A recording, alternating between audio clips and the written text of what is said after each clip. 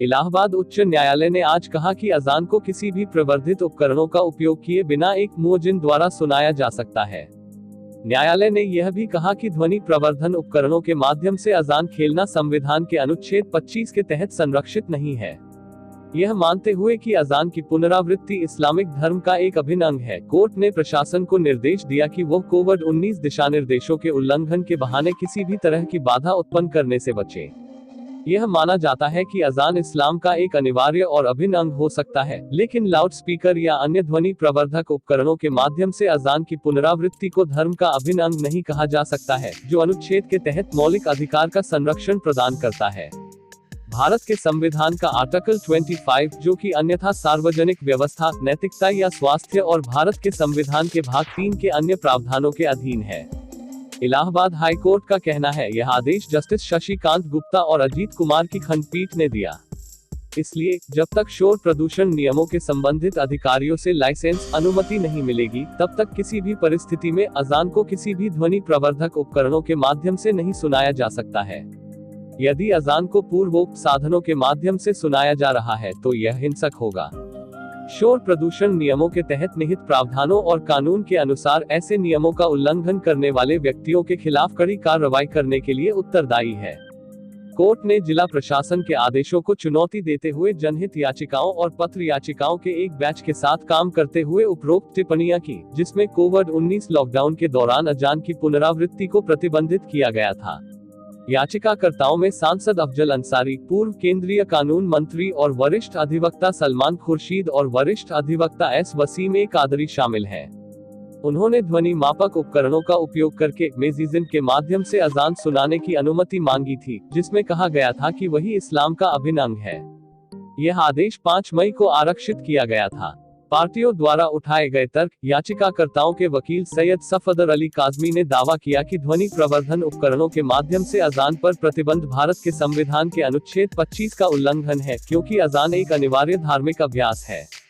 इसके अलावा वही मनमाना और असंवैधानिक है, यह इंगित किया गया था। आगे यह निवेदन किया गया कि यदि किसी भी मस्जिद में सामाजिक भेद दिशानिर्देशों का उल्लंघन करते हुए किसी भी तरह की कांग्रेस की प्रार्थना का आयोजन किया जाता है तो यह अवैध होगा और अधिकारियों द्वारा रोका जाएगा। हालांकि वर्तमान मामले में अजान का उच्चारण एक कांग्रेस की प्रथा नहीं है, लेकिन केवल एक व्यक्ति द्वारा सस्वर पाठ करने का एक कार्य है, जो विश्वासियों को उनके घरों पर नमाज अदा करने के लिए कहते हैं। इसलिए यह तर्क दिया गया कि अजान लॉकडाउन की स्थिति का उल्लंघन नहीं है। राज्य के लिए अपील करते हुए अतिरिक्त महाधिवक्ता मनीष गोयल ने तर्क देते हुए कहा कि अजान मस्जिद में नमाज अदा करने के लिए मंडली का आह्वान है और इसलिए महामारी युक्त दिशानिर्देशों का उल्लंघन है। इसके अतिरिक्त यह भी कहा गया था कि अजान की पुनरावृत्ति शोर प्रदूषण नियमन और नियंत्रण नियम 2000 के नियम 5 के विपरीत है, जिसमें कहा गया है कि संबंधित प्राधिकरण से लिखित अनुमति प्राप्त करने के बाद एक लाउड स्पीकर या एक सार्वजनिक पता प्रणाली का उपयोग नहीं किया जाएगा।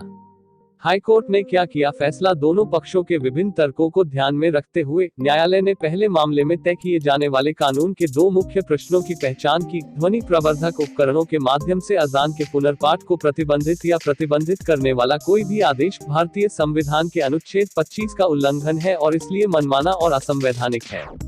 क्या मुअज्जिन अधिकृत व्यक्ति द्वारा अजान की पुनरावृत्ति सरकार या प्रशासन द्वारा जारी किए गए किसी भी आदेश या दिशानिर्देशों का उल्लंघन करती है या अन्यथा कोविड-19 संकट के रोकथाम के उपायों पर? पहले मुद्दे पर न्यायिक निर्णयों के एक क्षेत्र का उल्लेख करने के बाद न्यायालय ने कहा कि अजान इस्लाम का एक अनिवार्य और अभिन्न अंग हो सकता है, लेकिन लाउड स्पीकर या अन्य ध्वनि प्रवर्धक उपकरणों के माध्यम से अजान की पुनरावृत्ति को भारत के संविधान के अनुच्छेद 25 के तहत मौलिक अधिकार के धर्म वारंट प्रोटेक्शन का एक अभिन्न अंग नहीं कहा जा सकता है, जो अन्यथा सार्वजनिक आदेश, नैतिकता या स्वास्थ्य और भारत के संविधान के भाग 3 के अन्य प्रावधानों के अधीन है। इस प्रकार यह नहीं कहा जा सकता है कि एक नागरिक को कुछ भी सुनने के लिए मजबूर किया जाना चाहिए जो उसे पसंद नहीं है या जो वह करता है। अन्य व्यक्तियों के मौलिक अधिकार को छीनने के लिए इसकी आवश्यकता नहीं है। इलाहाबाद उच्च न्यायालय। इसके अलावा न्यायालय ने कहा कि याचिकाकर्ता के वकील यह समझाने में सक्षम नहीं थे कि ध्वनि प्रवर्धक उपकरणों के उपयोग के बिना अजान की पेशकश क्यों नहीं की जा सकती है। यह उल्लेख करने के लिए जगह से बाहर नहीं होगा कि अतीत में पुराने दिनों के दौरान जब लाउडस्पीकर का आविष्कार नहीं किया गया था, अजान मानव आवाज द्वारा दिया जाता था। माइक्रोफोन का उपयोग किसी के द्वारा विकसित किया गया है, न कि पैगंबर द्वारा, उनके मुख्य शिष्य, और जो अतीत में नहीं थे, और यह कि माइक्रोफोन हाल के मूल के हैं, और तदनुसार यह नहीं कहा जा सकता है कि माइक्रोफोन और लाउडस्पीकर का उपयोग अजान का आवश्यक और अभिन्न अंग है। राज्य के विवाद के साथ न्यायालय ने आगे कहा कि लाउडस्पीकरों का उपयोग शोर प्रदूषण नियमों के अनुसार अधिकारियों की अनुमति के अलावा नहीं किया जा सकता है। दूसरे सवाल पर अदालत ने कहा कि राज्य यह दिखाने में सक्षम नहीं था कि मानव आवाज के माध्यम से केवल अजान का पाठ कैसे कानून के किसी प्रावधान या कोविड-19 महामारी को देखते हुए जारी किए गए किसी भी दिशा निर्देश का उल्लंघन हो सकता है।